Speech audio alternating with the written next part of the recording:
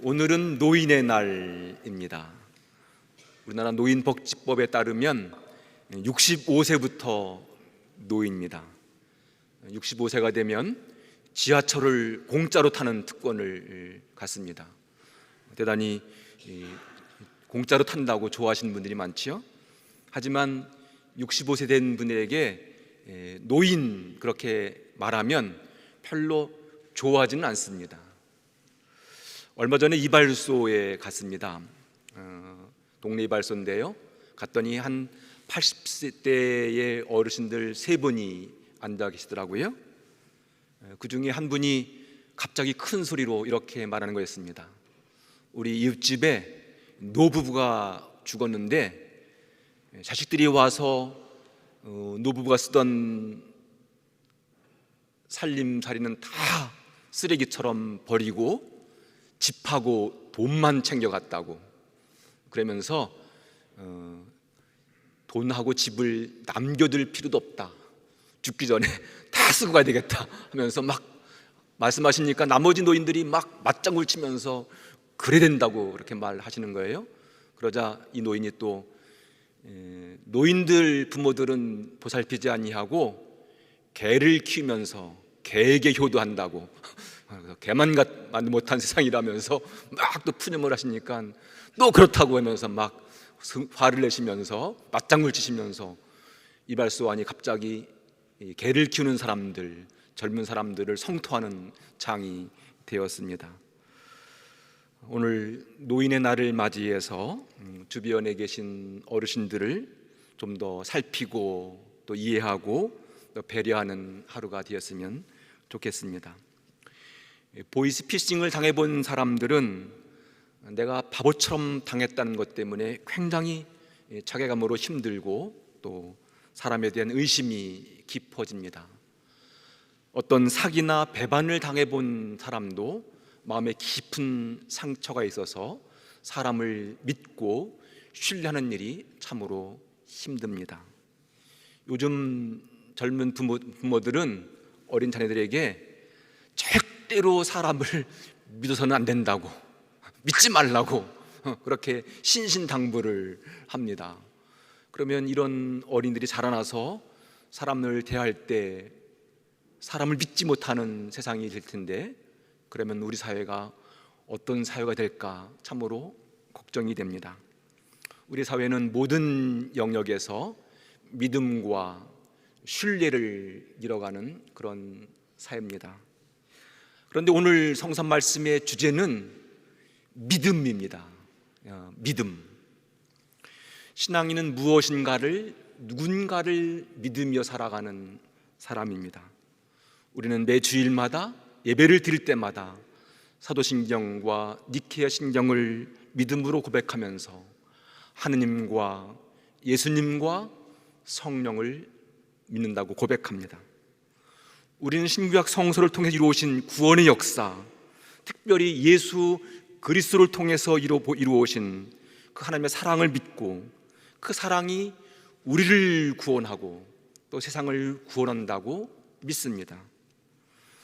우리 인간의 몸으로 오신 예수님께서 걸어가신 그 길이 참 구원의 길이고 온전한 생명으로 살아가는 길이며 진리 안에서 자유를 누리는 삶으로 더 의미 있고 멋지고 행복한 삶으로 이끌어간다고 믿는 사람들입니다.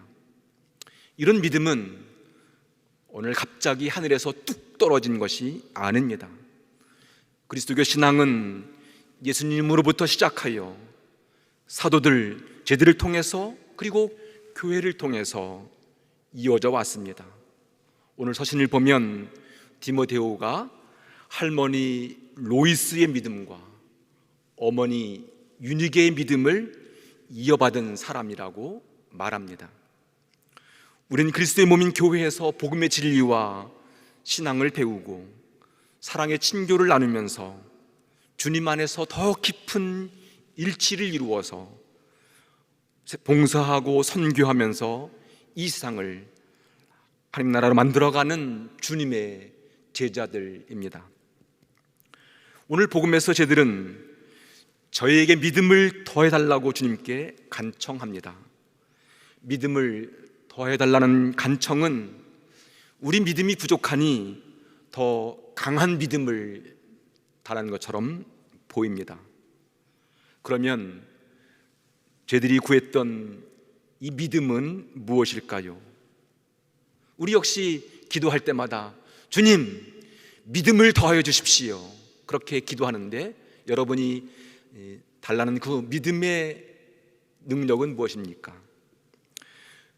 저희들은 주님께서 행하신 치유의 기적들과 마귀를 쫓아내는 놀라운 일들과 거센 풍랑을 잠잠케 하는 놀라운 일들, 그리고 보리떡 5개와 물고기 2마리로 5,000명을 먹이시는 참으로 놀라운 일들을 보면서 저희들은 역시 우리도 주님처럼 그런 능력의 사람이 되고 싶었던 것 같습니다.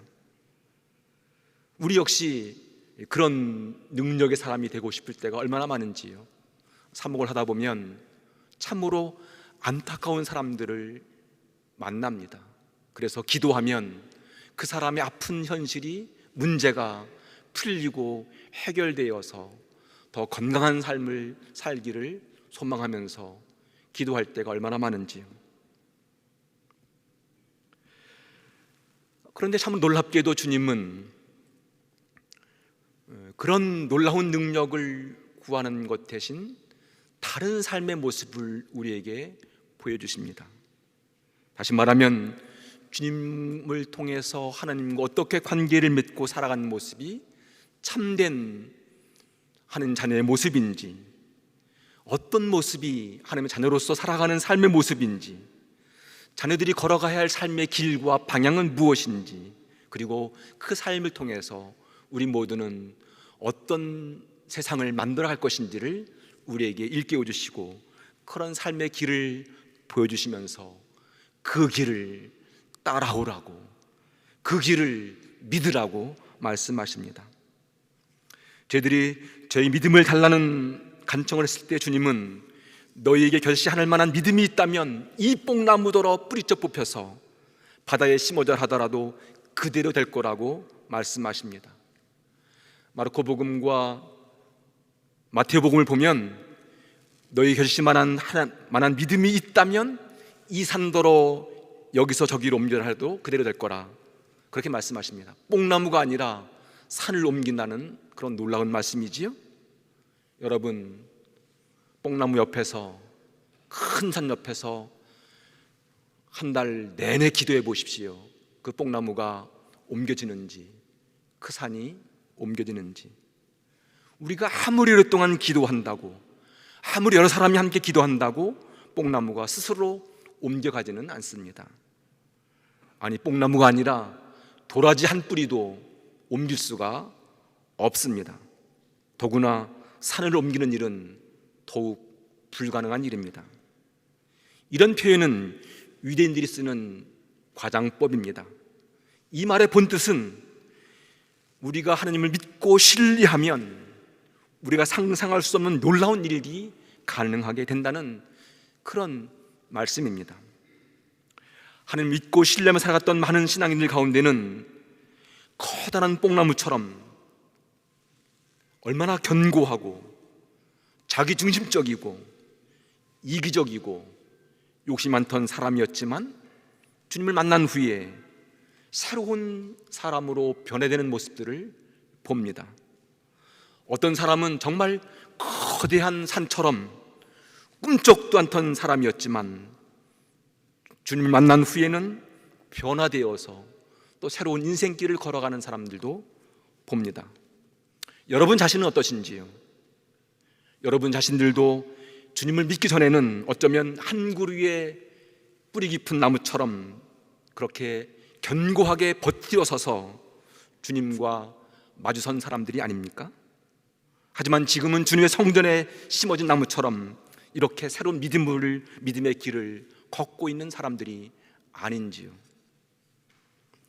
오늘 말씀에서 주님은 왜 뽕나무 같은 믿음이나 산과 같은 믿음이 아니고 결실만한 믿음이라고 말씀하시는지가 참으로 궁금합니다. 이 결실이 담겨있는 믿음이란 도대체 무슨 의미일까 궁금합니다. 페르시아의 황제 다리우스와 알렉산더 대왕이 전투를 하기 위해서 대진을 군대를 진열시키고 있었습니다. 그때 다리우스가 큰 자루에다가 참깨를 가득 담아서 전령을 통해서 알렉산더 대왕에게 보냈다는 겁니다. 이 말은 우리 군대는 이렇게 많다, 그러니 까불지 마라, 항복하라, 뭐 그런 표현으로 참깨 자루를 보냈대요. 그런데 알렉산더 대왕이 작은 봉투에다가 겨자씨 하나를 담아서 보냈대요. 이 받아본 다리우스 황제는 이게 도대체 무슨 말일까 생각했는데, 알렉산더 대왕이 보낸 그 메시지는 작은 겨자씨지만 그 안에 놀라운 생명력이 있다. 우리는 결코 숫자로 싸우지 않는다. 우리는 겨자씨 같은 생명력으로 너희와 싸울 거다. 그러니 까불지 마라. 그런 의미로 겨자씨 하나를 보냈답니다. 이 싸움의 결과는 어떻게 됐을까요? 숫자로 밀어붙인 다리우스 황제가 아니라 겨자씨의 생명력으로 싸운 알렉산더 대왕이 승리했다는 겁니다. 그렇습니다. 믿음은 양이 아니라 질입니다.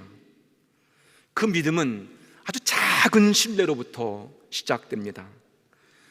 작은 신뢰가 쌓이고 쌓이고 더 쌓여서 더 깊고 견고한 믿음의 삶을 살도록 합니다. 우리가 아주 작은 것부터 우리의 마음을 하나님께 맡기고 신뢰하며 살아가면 처음에는 여시와 같은 작은 믿음으로 시작하지만 나중에는 우리가 상상할 수 없는 놀라운 신앙의 신비를 경험합니다. 오늘 하박국 예언자는 의로운 사람은 그의 신실함으로 살리라, 그렇게 말합니다. 이 신실함은 고난과 역경 속에서도 하나님께서는 나를 구원하신다는 그 믿음으로 참고 견디고 믿는 믿음의 태도를 의미합니다. 작은 믿음이지만 그 믿음을 가지고 하나님을 의지하고 신뢰하며 살아갈 때 하나님께서는 우리가 상상할 수 없는 놀라운 은총과 힘을 주십니다. 실제로 여러분 삶 속에서 그런 경험들을 했습니다. 나의 작은 믿음이지만 그 믿음을 사용하여 일했을 때 내가 생각했던 것보다 더 큰 놀라운 일들을 경험했지요. 또 반대로 내 힘과 능력으로 과신했을 때 그 힘과 능력으로 과시한 결과가 얼마나 허망한가를 경험했습니다. 그러므로 결심한 믿음이란 오늘 복음 말씀 7절에 이하에 나오는 주인 앞에 충성스러운 종처럼 저는 보잘것없는 종입니다, 그저 해야 할 일을 했을 따름입니다라는 겸손한 자세를 말할 겁니다. 이런 겸손한 마음으로 살아가는 사람에게는 하나님께서 우리가 기대했던 것보다 더 놀라운 은총과 축복과 신비를 베풀어 주십니다. 우리는 우리 주변에 믿음이 좋은 사람들을 보면서 내 믿음은 부족하고 약하다고 말합니다. 저희들이 그랬습니다. 그래서 믿음을 더해달라고 간청했던 저희들에게 주님은 말씀하십니다. 겨자씨 하늘 만한 믿음이라도 있다면 이 뽕나무더러 뿌리째 뽑혀서 바다에 그대로 심어져라 하더라도 그대로 될 것이다. 이 말씀은 우리 안에 있는 이 믿음을 참으로 소중히 여기고 그 믿음의 능력을 믿고 그 믿음의 요청에 너의 삶을 주님께 맡기라는 겁니다.